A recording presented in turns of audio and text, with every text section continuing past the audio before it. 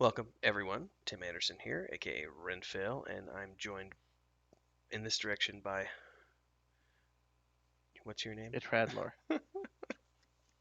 Aka aka Joey Anderson. Joey Anderson. Um, Chris is around here somewhere, but she's not involved with the story aspect of this project, so you're just going to be sitting with the two of us tonight. So, this is the first of the um, world building, lore, storyline, etc. sessions that we talked about in the Patreon overview video and over on the Patreon page where we told everybody that we were going to be giving you all access to 100% of everything in this project. There's nothing being done that's being done in a vacuum. So there's a slight exception to that, which I'm going to talk about very briefly. And the only reason for that is because we had to get something together to get going. So there's been a little bit of pre-production work done in the month of February in terms of kind of getting a rough idea of what kind of project we were starting. Um, and for that, we needed a little bit of details to go off of so that we could start putting together documents and world map drafts and everything else. So, like as of today, I've recorded 4 world building videos or 4 of the map um, videos, and that's going to be an ongoing process. That's probably going to be 12 to 15 videos long as I work on that world map. And then Joey and I have already very roughly brainstormed some of the ideas related to the world. So let me actually go in here real quick and load up the incarnate map because I can show that here at the top of this video as we get going. Um, Now you've already seen this. I sent you the most recent version today, which With the has trees. had some of the forests, and it's starting to get detailed enough that the map program was not happy with me today. So let's see if I turn on. There we go. So at the top of this video here, you can see a little bit of this map that's been being worked on. Um, you can't see it, Joey, but you've got the map in front of I you. just opened it, yeah. Yeah. So we've already kind of come in here and done a little bit of the world building on this map. Um, because we needed to get kind of an idea behind. But I've been recording all those episodes, and so he and I have already had a little bit of brainstorming about some of the things we want to see. So I'd say tonight, one of the things we were going to talk about, one of the things we wanted to brainstorm tonight was going to be kind of world history. And we're putting this down into this other document, this Project Dramond world document, which everybody can take a look at right now. Project Dramond is just the placeholder name, as we've explained before. But this is where we're going to be putting notes as we brainstorm. Let me close down the other tabs here. So, but we'll go back to the map real quick because this is the most important thing. So, one of the things we knew very early on was we definitely wanted to do a fantasy world. Um, Dragonlance was the primary kind of. This is the type of writing that we want to see and the type of world we want to build in the sense of it's a we're not dealing with high fantasy, so to speak, because high fantasy is like the Wheel of Time. You're really dealing with some very difficult subject matter and things that are epic in scope and things of that nature. Whereas Dragonlance and the Forgotten Realms books are, those books and those campaign settings are very much more rooted in like a classical fantasy tabletop session. So the way that they are written is they're very easygoing. It's very fast paced. We're not dealing with 10,000 word chapters. We're dealing with 3,000, 4,000 word chapters and so on and so forth. So when we started looking at the type of world we wanted to build, we knew it wanted to be something that was classical fantasy. Um, so as opposed to creating a bunch of our own races or anything like that, we were going to stick with mostly everything that's already known. So we know that we're going to have different types of elves. We know that we're going to have dwarves, different types of dwarves. We know that we're going to have humans, half elves, halflings. And one of the things we were brainstorming, and we'll get into that tonight, is brownies. Brownies are fairies. I don't think we've actually finalized that yet. Um, but I think I like the idea more of brownies. But we'll talk about that, I guess, here in a few minutes. And then we've been kind of roughly talking about what do we want to see from the world history. So tonight, I'd say before we get into world history, I guess we could talk about races a little bit. Um, Specifically, the brownies or the fairies, because this is what we were talking about the other night. Um, when I started doing the reread of, and let me go ahead and shut this down so that it's not over the top of our faces. Um, when you looked at the Dragonlance Chronicles, you know, when they all met up, it was a classical range of characters. You had, dwarf, their version of halfling, which is the Kinder. Then you had a half elf, couple of humans, and then you get the barbarians. And later on, you meet more. You meet other elves. You meet other characters. Um, but when we were looking at not just Dragonlance, we were looking at I think it was because I was watching Star Wars at the time. Chris was laughing a lot at C-3PO's antics, and I had taken for granted, because I've seen Star Wars so many times, that C-3PO is a funny character. Like, you know, at this point, having watched those movies hundreds of times, it's just I just take it for granted. But since she was watching it kind of as a newbie, it was amusing to her, um, and that got us talking about you need to have a comedic character in the mix for this to work. And that's where some people have drawn similarities between Dragonlance Chronicles and the Star Wars movies, because the Dragonlance books came out like right around the same time frame as, or shortly after Return of the Jedi. Um, but so they have that comedic element. Whereas if you look at books like, say, um, Wheel of Time, uh, there wasn't really a comedic character. Some might say Matt Calhoun was the comedic character, but there really wasn't a comedic character. Even in stories like Lord of the Rings, there's not really any comedic. Are there any funny characters in the books, really? Well, well, in the movies they use Merry and Pippin. Yeah. Uh, um, the books, I mean, they're the troublemakers, but they're not necessarily funny.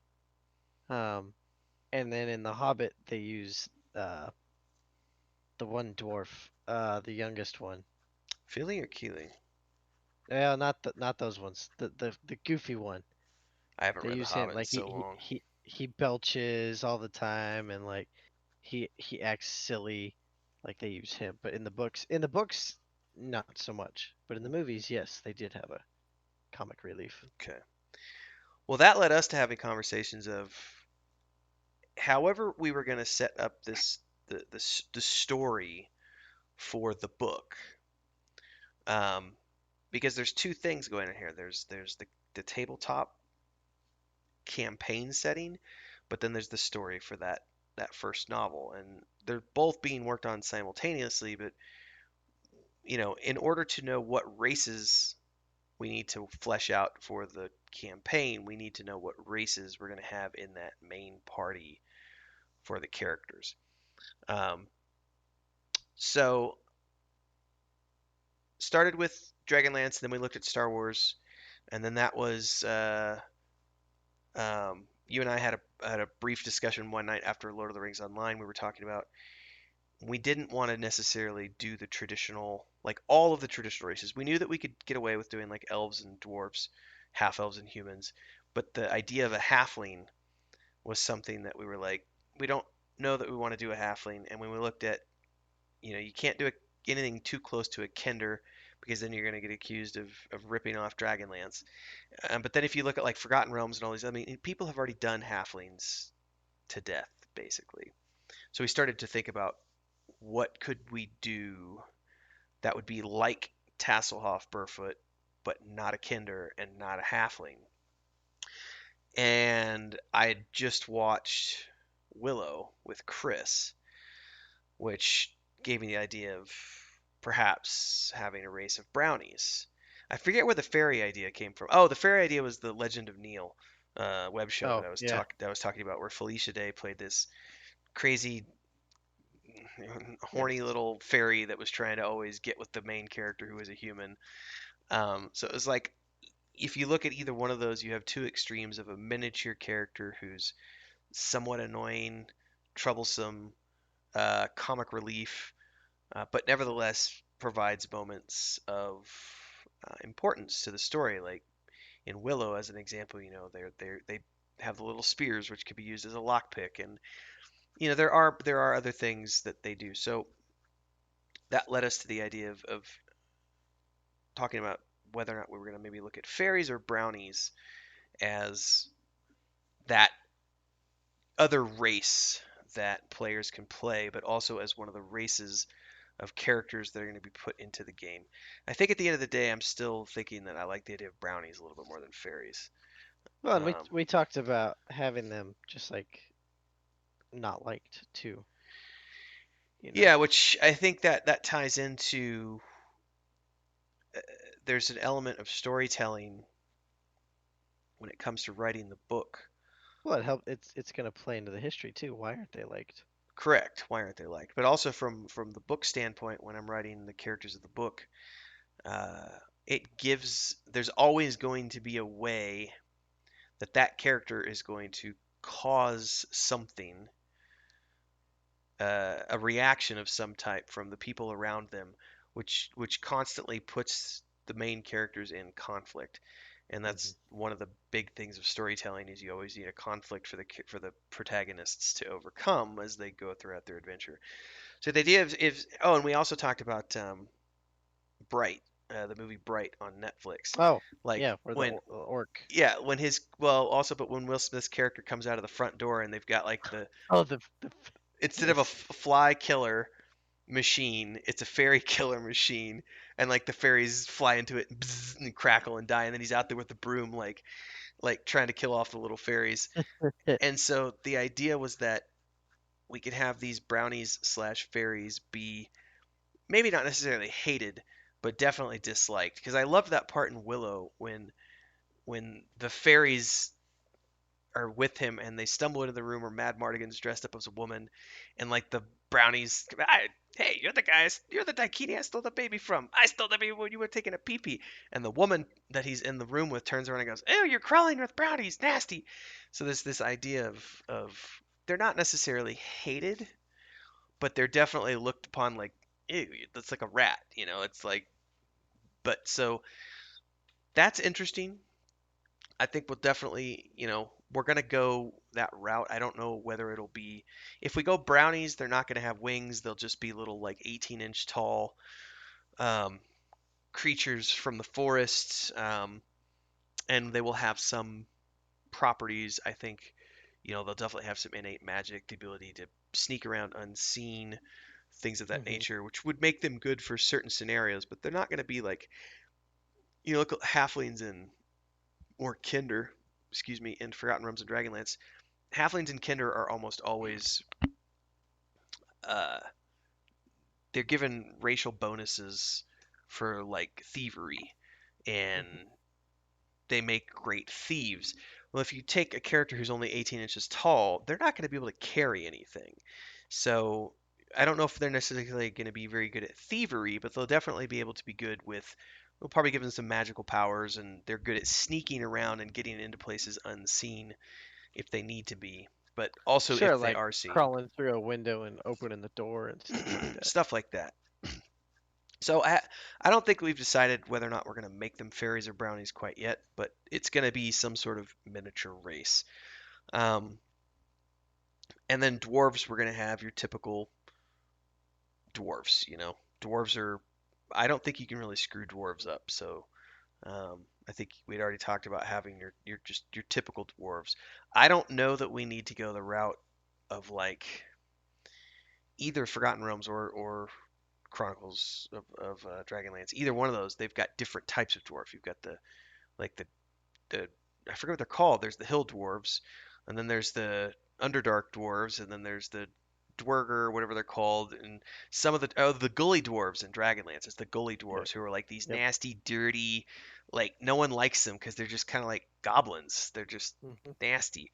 I don't know if we'll go that route or not, but I do know that we're definitely going to have your traditional stoic dwarves, and a dwarf will definitely be a member of the main character party. Um, and then elves, doing different types of elves.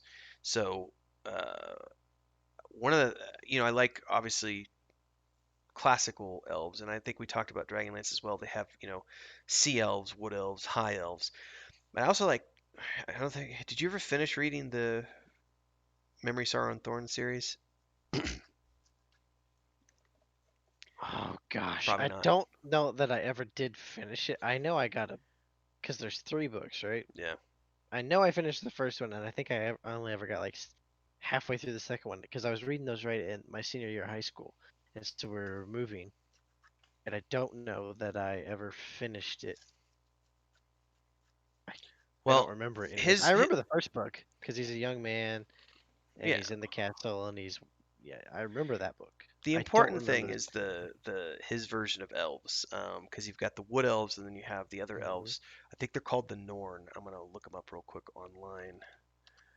Norn elves. No, that's not what they're called. Elves of Tad Williams. Because I can't remember what they're called. The Scythe and the. Okay, so I forgot what they were Okay, called. yeah. Um,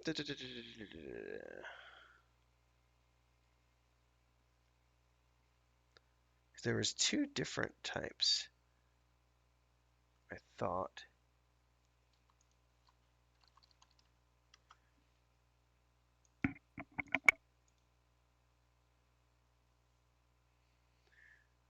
Yeah, the Gardenborn clans were the Scythe, um, and the Norns. So it was the Norns. The Norns were the ones who never befriended mankind. I'm reading here very quickly. And for me, yeah, their skin was corpse pale, eyes dark violet, and they live in the mountains. So it's it's a slightly different take because in most of the worlds of fantasy, when you look at Dragonlance and Forgotten Realms and Tolkien and everything else, the elves always live in forests. Hmm. Now, they might be seacoast elves who live in a forest by the sea, or they might be elves who live way up in the mountains in a forest, in a highlands forest, or they might be lowland, but they almost always live in forests. Yeah, So one of the even The things, Witcher. Even The Witcher, the elves live in the forest. Like any fantasy novel I ever think of, they live in yeah. the forest. Well, one of the things I was thinking about when I'm gonna go back to the map real quick. I'm gonna pull it up for the people who are watching. One of the things that I was thinking about doing up here in the northwest, in the frozen Hmm. wastelands, where there's that mountain range and that one island, I'm thinking that we may want to have our own version of the Norn that Tad Williams has, so that we have these like ice elves, who are not friendly to anybody, and that's why they live off in the remote middle of nowhere. Um, and they may or may not play an important part of things. I don't know. That's just something that I was thinking about. I don't know if you have any thoughts on that. Um, I'm down. Because then you don't have to have. If we're just gonna do that, then we just have the one race of elves. well, I mean, we can have the multiple kinds, but yeah, Oh, okay. because this whole forest. So the forest that I did today, Hmm. um, that is on this northern mountain range that comes up and goes up into Hmm. the north. So the northern half of that forest is going to always just it's going to be just frozen almost all the time. But the bottom half of that, like the bottom third of that forest, um, is going to be your traditional, um, uh, blanking on the word, your temperate zone, so to speak, in that it has 4 seasons. Um, Gotcha. it's going to be so. If you look at this map, the way I kind of figured, um, I haven't exactly finalized this, but if you look at like the anything beyond, so like from the island up, Hmm. to like the top of the continent in the middle section there, which is like right here. I guess you can't see on my map. I figure that's like Canada. So Uh, they definitely have summertime, but it's not as hot of a summer. It's not as long as a summer as it's going to be down south. But then like the top. So if you break this map into four sections, the very top section is just going to be like the Arctic. It's just frozen cold all the time. And then the next part down is like Canada, and then that band right through where the island is, that's kind of like the United States, so to speak, or the middle of the United States. And then that southern section, the far southern section, is going to be when you get into like the deserts of, you know, Chihuahua and California and other places. So we're going to play around with it a little bit. But the idea is that there could be elves living in this forest that's in like the Canada section that are like a branch off of those frozen north elves. They just chose not to go up and live in the frozen north and into the mountains or something like that. I haven't decided yet. We may not put elves there at all because this also needs to be um, over here on. I was gonna put this kind of. You can't see on my map. Um, so on the southeastern part of the continent, there's like a finger of land that hmm. sticks out. I was gonna have like that be those sections be like our traditional wood elves, and then have the island just up from that, like that first big island to the Mm. west, maybe could be where the sea elves live. I haven't decided all this yet because we're still finalizing types of races and everything else. But I already know where the dwarves are going to live. They're going to live in that giant southwestern section of the Yeah. mountains. That's the core section of the dwarves. And then we have to figure out once we finalize whether it's fairies or um, brownies. We have to figure out where they come from and do they cohabitate with the elves or do they have their own forest that they live in? Where do they come from? Or do they have a home? Maybe they're displaced and that's why everyone hates them. Um, yeah, because now they're like these roaming vagrants who. So they could just inhabit every place, and they're just like this rodent. Yeah, I mean, they could be like. I don't know if there's a correlation to be drawn, but they could be like in every major city. They have like how and I'm this is by no means I'm not using this as a I don't want anybody to take this out of context, but every city has its section where there are different immigrants. So there's a Chinatown, there's a Bulgaria town, there's a Russia town.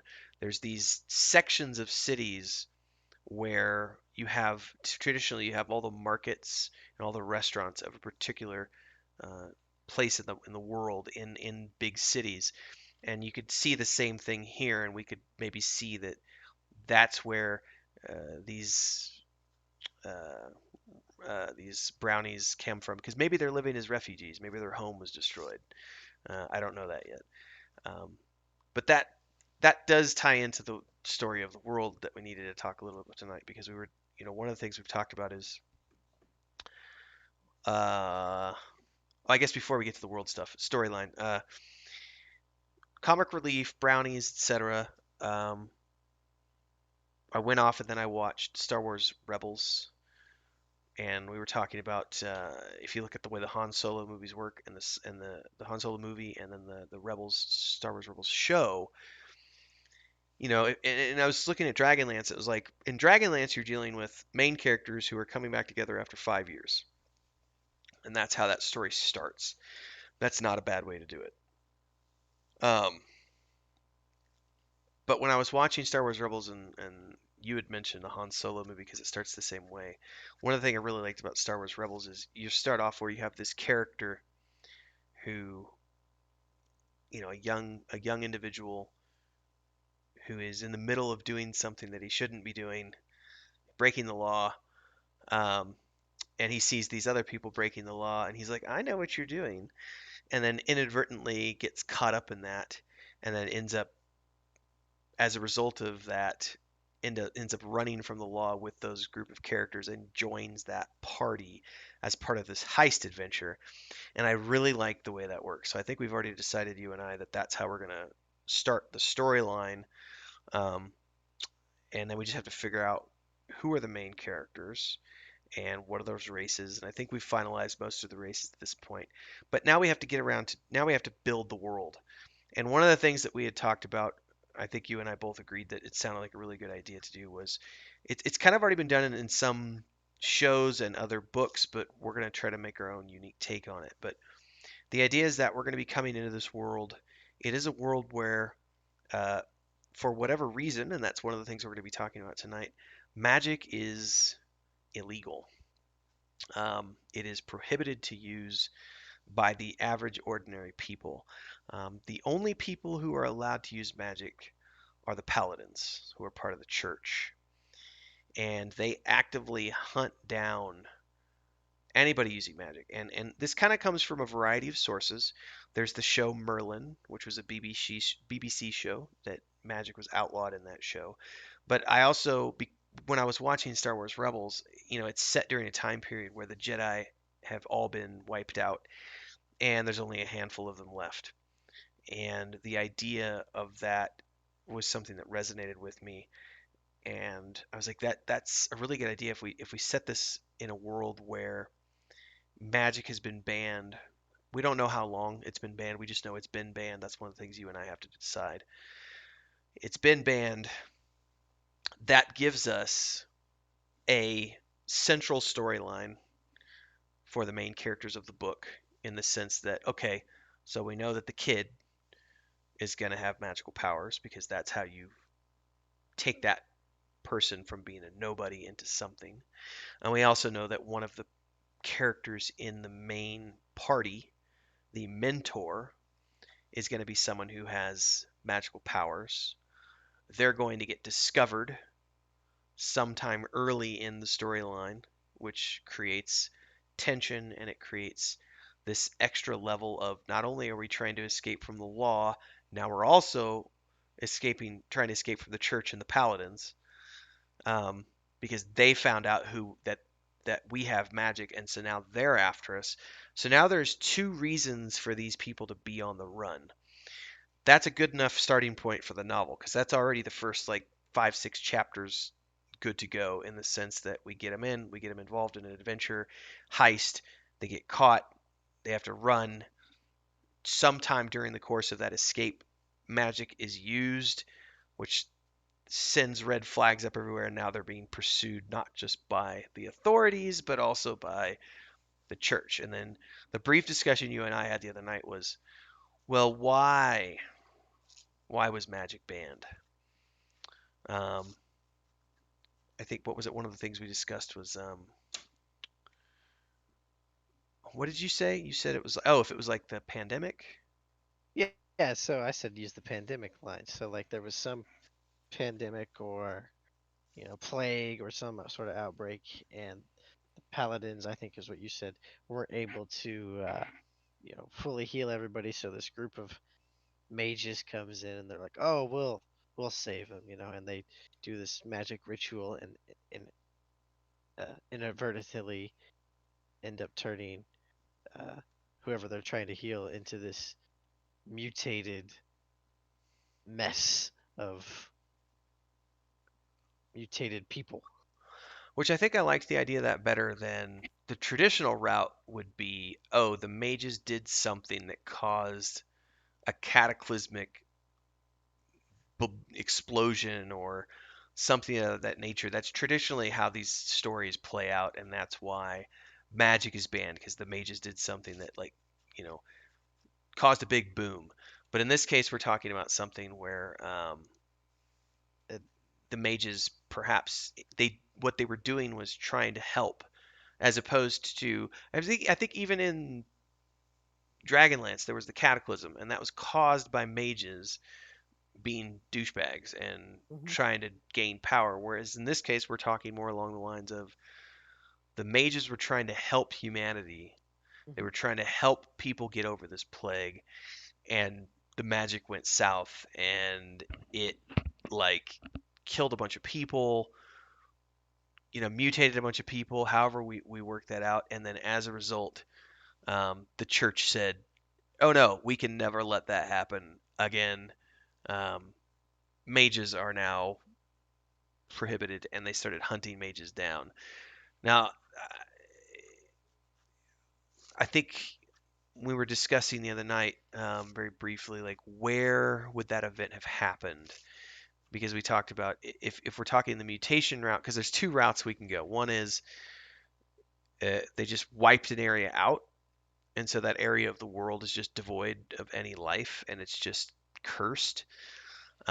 Or the other route is that it's whatever that area is, it's just it became full of the mutated undead or whatever, and so um, it's just a place where no one goes. And I think the thing we had talked about the other night was looking at like the Game of Thrones route where they built the wall in the north against this ancient threat. And I'm not saying that our world is going to be using that ancient threat as part of the main storyline, but the idea is that there was a wall that was built to keep that away from the realm of men. And I think I like the idea of that. If we said like the southern part of this world map that we were looking at earlier, um, if this like southern tip here, um,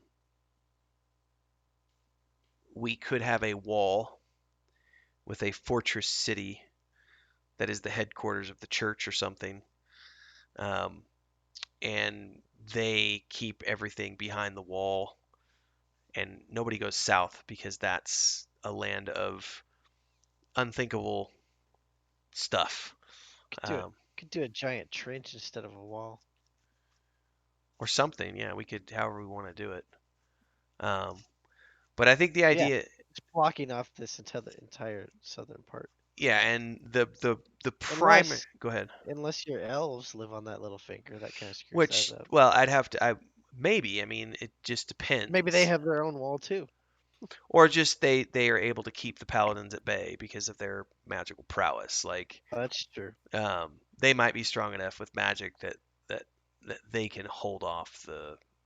They You just know, have magical barriers. yeah. So I don't. But I mean, that brings up questions though as we're sitting here brainstorming about this. Is like if we are going the route of setting the story in a world where the paladins have already wiped out everybody and they've been around for 300 years or something, that makes it tricky if we're doing something like the elves. Whereas if we set the time period in a time that's very recently after this has happened, so the church is just now starting to hunt down everybody, it Yeah. makes it a little more easy to do because we could also tie that into saying, okay, maybe that's part of what's going on in the world is that the church and the paladins are now coming out and attacking all magic as being evil, and so they're like attacking the forests of the elves and they're trying to kill all the elves off. And maybe that's part of the main story is trying to help defend the elves, um, and defend against these crazy paladins. Um, that's food for thought. I don't know. I like the idea of it being recent because then you don't have to fill in like when it's so long ago, there's this huge gap in the backstory. Like okay, well, if it's been 300 years ago and they wiped out everybody with magic, why does the main character have magic? Where did he get it from? You know, like how did he, or the old guy anyways that's in the party that knows how to use magic. How did he learn it? All right, so let me put some story notes down in here. Recent magic Yeah, you know what? A couple event. years or so. Who knows? Recent magic event where mages were attempting to help paladins slash church heal a great illness. Magic went awry. Many people killed. Now the church slash paladins are on a mission to eradicate. Oh, you know what? Hold that thought. I just had a brilliant idea. The church pounds on a mission to eradicate all magic in the realm to avoid such a catastrophe happening again. I was just thinking about the Crusades when I Hmm. was writing this. Um, Now the Crusades were all about reclaiming the Holy Land. Hmm. Um, so I don't, we're not going that route. But I was thinking the reason the Crusades popped into my mind was because it was a holy war, Hmm. and so it was this idea of we're taking control of these lands. So maybe everything south, because I haven't defined what is south. Maybe everything south is the realm of, like, if you think England was where the church, it wasn't where the church was headquarters, but a lot of the the Crusades, you're talking about knights that were coming from Western Europe. Um, Hmm. so if we have a whole other continent that's below, and that's the Western Europe realm, which we don't have to define in this, all we know is they're an invading force. So why are they invading? And that's the why they are invading, is because magic is evil, mages did something bad. This also is what happened in The Witcher too, I think, a little bit. I haven't read The Witcher books, but I know in like the games and stuff, um, you're dealing with certain kingdoms don't like magic, and when you look Hmm. at the Nilfgaardians, they are attacking because they want, in the show anyway, the way they've done it in the show is the Nilfgaardians want their brand of magic and their religion and their way of thinking to be what everyone believes. And so they just go on this rampage and they're going kingdom to kingdom, taking over in the series, in the Netflix series. Now, I've not read the book, so I don't know if it's that way in the books, but It's also, it's it's similar. yeah, because even in The Witcher 3, the Nilfgaardians are this invading army that's Hmm. taking over Oh, everything. they lay waste to everything. Yeah. Which I think is how the Witcher ends, right? Well, on the show, the Netflix In the show, show, yeah, I isn't that mean, how it ends? well, It the shows them coming Nilfgaardians, yeah, and they conquering.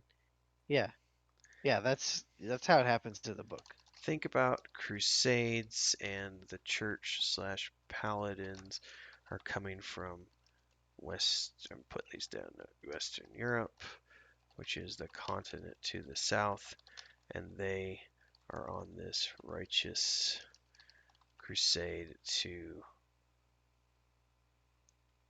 wipe out Pur- magic. Purge the world All of right, I'm magic. going to use that word, to purge the world of the evil of magic. Which, because we're giving our paladins holy power, they have their own brand of magic. So they have this, we're going to have to create a pantheon, because we're going to have to, if they have divine magic, then it has to come from a source. Um, and what could be going on behind the scenes is that maybe once upon a time the god of that church was a good a good god. Hmm. But maybe there's been a battle going on above and somebody else took over as the deity and no one knows it. Um, because that's a theme that shows up in some of the Greek and Roman mythologies is you know Sure. you get different gods who are controlling things at different times, and so belief systems change everything else. So I don't know how we do that, but I need to put that in my notes real quick. Pantheon of gods. Church has divine power. Do we define the? Well, yeah, yeah. What god is that church serving? Yes, that's the thing. We have to. Obviously, Who's the it's who's the crusade worthy god? right, and that's the thing because we have to come up with a reason why why things you know went the way they did, and you know there's backstory that we have to come up with for the pantheon of gods as well, which is a different. It's not tonight. We gotta figure out what's in that island too, right in the middle. Well, that's yeah, because that was at one point in time. I know one of the things I want to have happened at some point in time is there was a major, uh, cataclysmic tectonic plate shifting. So think Pangea. All everything was one continent, and then that was like the center point where this massive super volcano went off, and what's left is this smoldering remnants that's been sitting there smoldering for as long as anyone can remember. I'm going to put it at like 2,000 years or something. Like it's just been this smoldering volcano that's just been smoking away for 2,000 years. Um, and there's the ruins of an ancient city on the border there. There's a giant impact crater where the top of the mountain blew off, came up, and slammed down, and that's what caused that sea in the middle is basically this giant crater. Let me bring the world map back up for the people who are watching. This Mm. this island here. This sea is basically one big impact crater, so to speak. And then the islands on the eastern side used to be part. And I kind of tried to draw them in a way that they all kind of fit Yeah, in, yeah, like puzzle yep. pieces. So I was like, but that's going to be something that's a couple thousand years ago or more. You know, we'll figure that one out. Um, and yeah, the island is That's going to when all the brownies shot out of the volcano, and that's how they came. that's how they came to be. Um, so I think we're starting to get an idea of the the world and the story. So if we set, especially if we set it during, a year or two after this event, then maybe we're seeing the the church and the paladins coming into one of the major cities for the first time, and maybe they just took over. Maybe that's how we set the story is.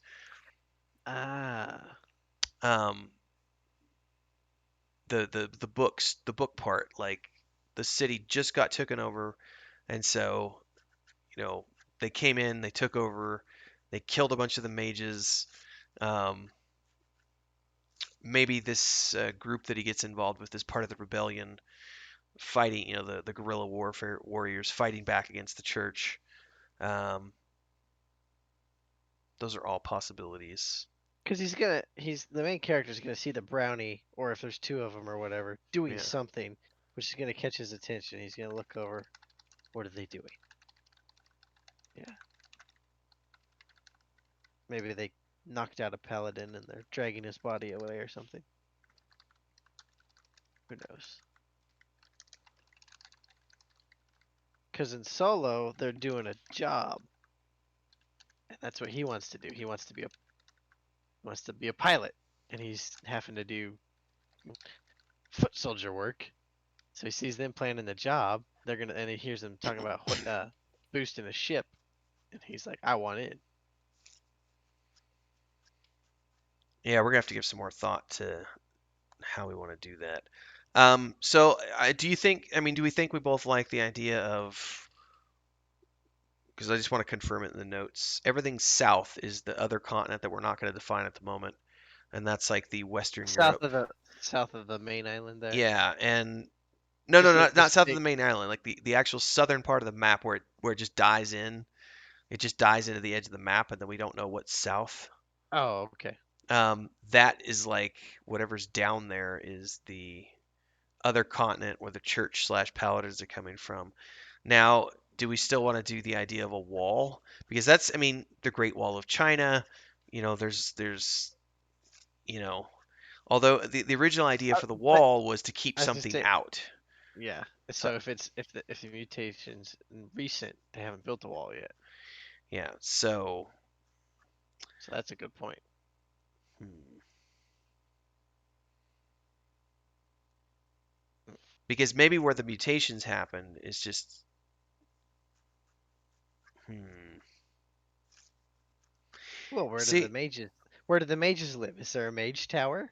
Yeah, well, I don't know about a mage tower per se, but I think we have to keep it all on this continent though if we want to make it to make sense. I'm just Hmm. thinking out loud here because if it all took place in another continent, how do we know what's going on? It's just like we have this invading army.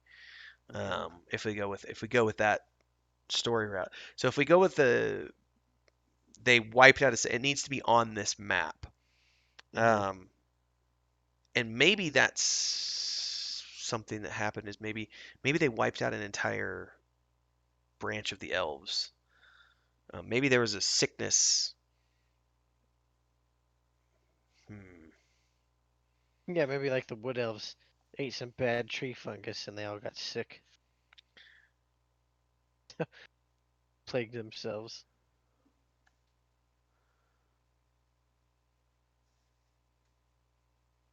I don't know. Well, because I was just thinking, I'm looking at the map again, and you know how we've got where I was saying I might put the wood elves Yeah. over there in that far southeastern section. Maybe where that bay comes in. Maybe there's a major city there, Okay. and maybe somewhere near there, they don't have to be the wood elves. Maybe it's the sea elves. Maybe the sea elves are living on that peninsula, and they help build ships for the people and all this other stuff.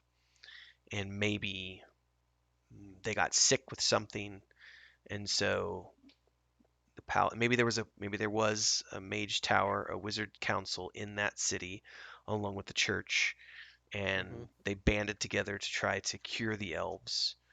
Only it went catastrophically wrong, and it Well, that would killed. make sense for news to travel too, because if those ships, people were there, they witnessed it, got on ships, they went back to their home continent, news spread, and then the army comes. Yeah, and then maybe that's where everything is starting from, is this southeastern peninsula where all of these mutated creatures are happening.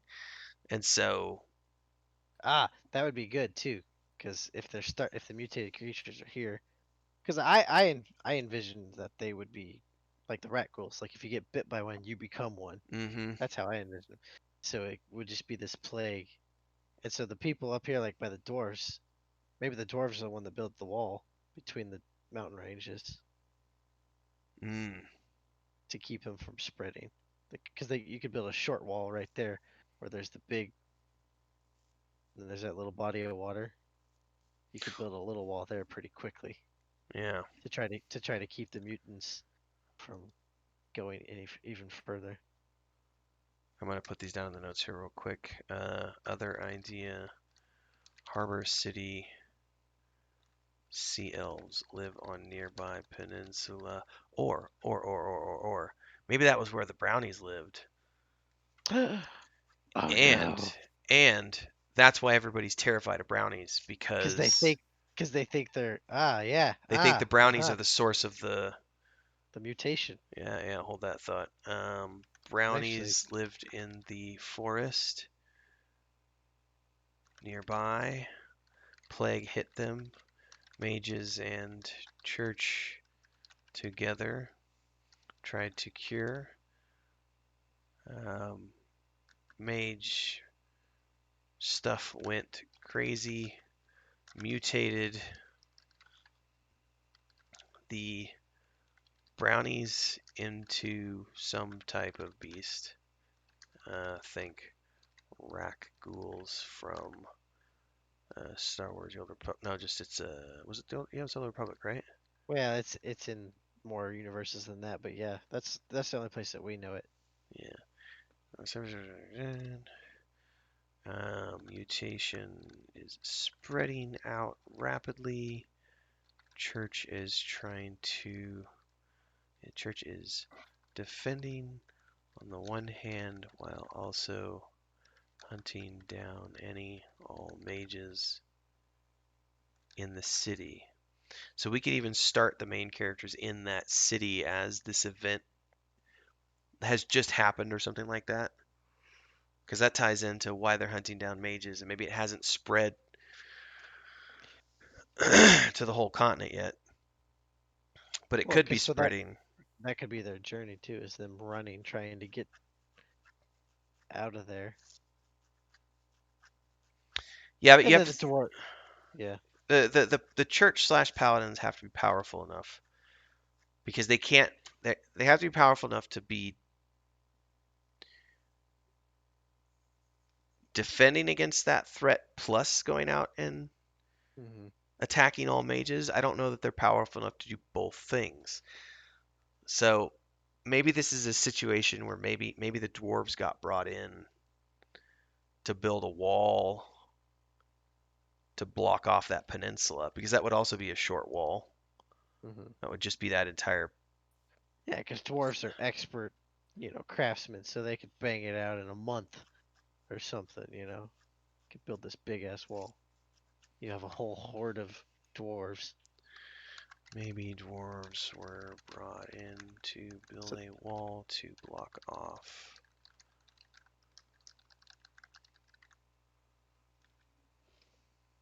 so that helps with the containment issue. So then only a few paladins stay back to like oversee and whatnot, while the rest.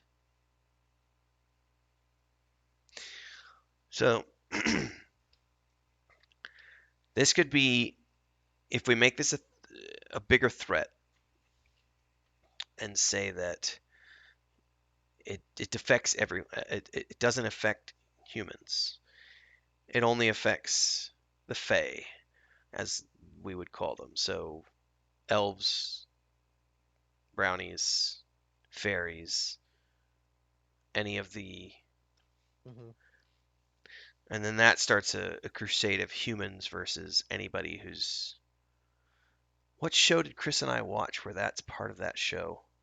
Oh, it was a new show. Oh no, it was a new take on the Camelot story, the new take on Excalibur, and it was a prequel series to King Arthur, and it's about the Lady of the Lake before she became the Lady of the Lake. They did it. I don't know if they're gonna do a second season. It was on Netflix.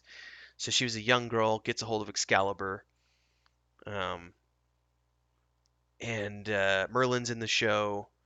But in that show, it's humans versus all the Fae. There's like this human army, and they're wiping out any magic, but it's not just magic. They view magic as anything that's not human, and it's literally the oh yeah we got to do that. We got to do that storyline because that makes more sense because they're actively seeking out not just magic, but they're actively seeking. Well, if that's the case though, they wouldn't have hired dwarves to build the wall.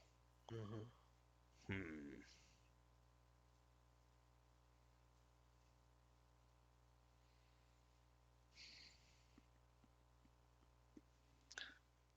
I'm just putting notes down here. Maybe it's humans against all Fae kind. And the dwarf idea wouldn't work. So maybe they didn't build a wall. Maybe the paladins just used their magic to put up a barrier. Um,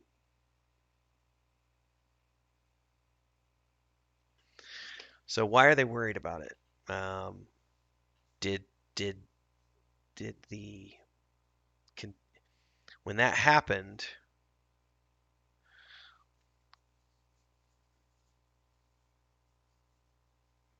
Why would they be worried about beyond the peninsula? That's the question that I have. Well, because it's gonna spread. How can it spread if they've put a barrier up? Maybe a bunch got through before the barrier. Because barriers take time. So a whole horde of them. Because if there's, I don't know how many people on the peninsula, but maybe like a horde of 1,000 gets through before they get the border up. And just starts attacking little villages as they go. Or maybe it's something where when the mages were trying to cure what was ever going on, they didn't realize that it was mutating and it took time. Ah, So and maybe so these, they've been traveling. yeah, So so yes, these, they thought they were cured and, I'm feeling yes, better. I'm going to get on a boat. I'm going to go north and visit my start cousins in the start other. growing scales and yeah. Okay, Then hold they that. go to and so then as they're slowly mutating, they're going to the paladins seeking healing because they're going, what the heck? I just got healed. Now I've got this stuff. And so then the paladins are like, what the hell's going on? The paladin starts looking into it. Yeah. Then the paladins figure out what the hell's going on. There you go. Boom. Tie it up, wrap a bow on it.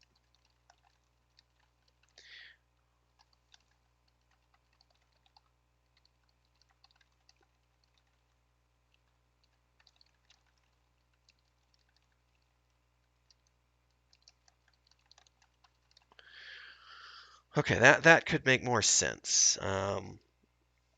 I would probably we need to do some research on the spread of.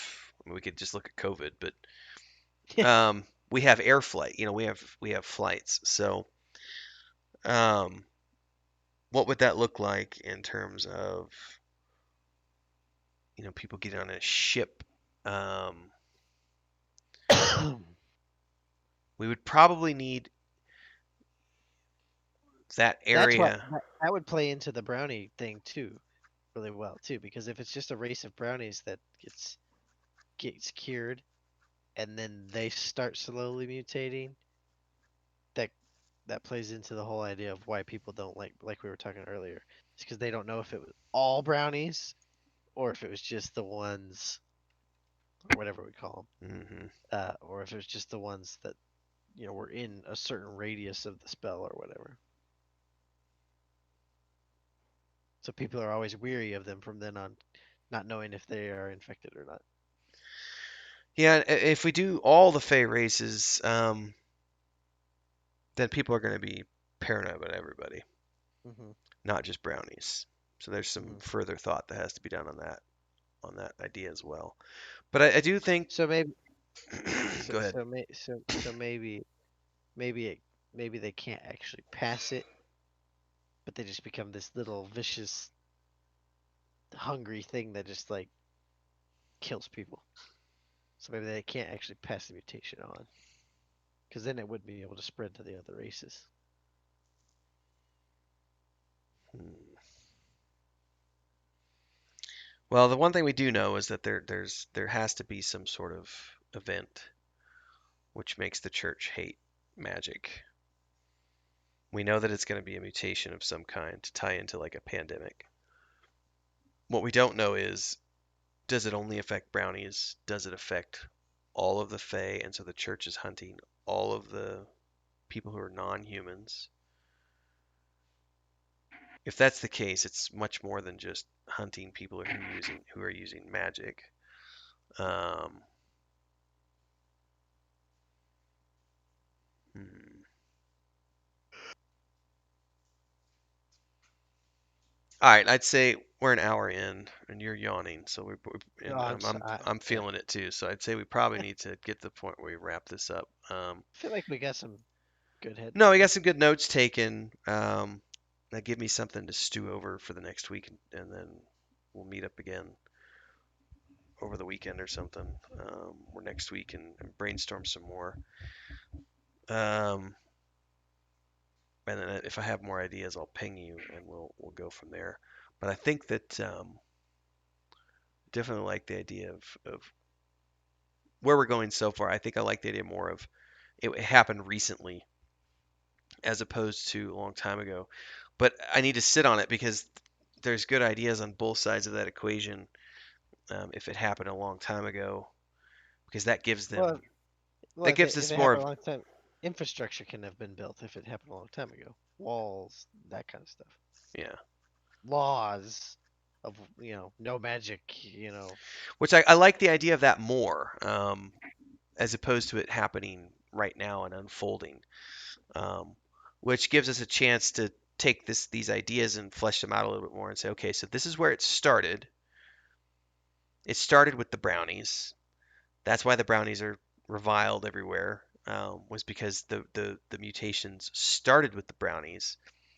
It spread before they could get a control on it.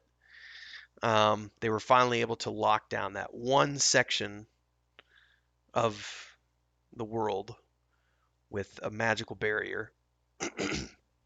So everything inside is inside and corrupted and tainted. But then, of course, there's the rest that got out and are spreading and have been spreading the disease for the past who knows how long. We could say 50 years or something. and or 100 years, and that would give us a reason why people distrust brownies everywhere. It would give us a reason why maybe, like for example, maybe the dwarves built a wall around their entire kingdom and said, "Fuck off! Like we don't want any of what you have here. Please, we're gonna go inside the mountains, and we've already been living there anyways. But we're no longer gonna trade with anyone. We're not gonna do anything. We've locked ourselves away. All the elves have gone back to their forests, and when we could be in that type of an environment It's a and pandemic environment. pandemic environment, Social distance. and then in the cities, the human, the church is actively seeking to cleanse any remnants of this thing that started 50, 75, or 100 years ago. And so wherever our main characters start off, because I kind of like the idea of having it be longer ago. It makes better sense that way. And that also Mhm. gives us, and we have to come up with reasons, why we have, if we're having dwarves, elves, etc. in our party, we have to give them a reason why are they in this party? What is their quest?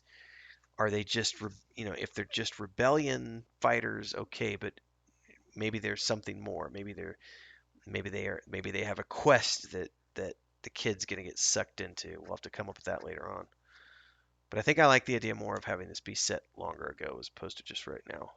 I need to sit on this a Yep. bit more, and then we'll meet up and talk about it again um, in the near future. For those of you who are watching along, feel free to drop your comments below.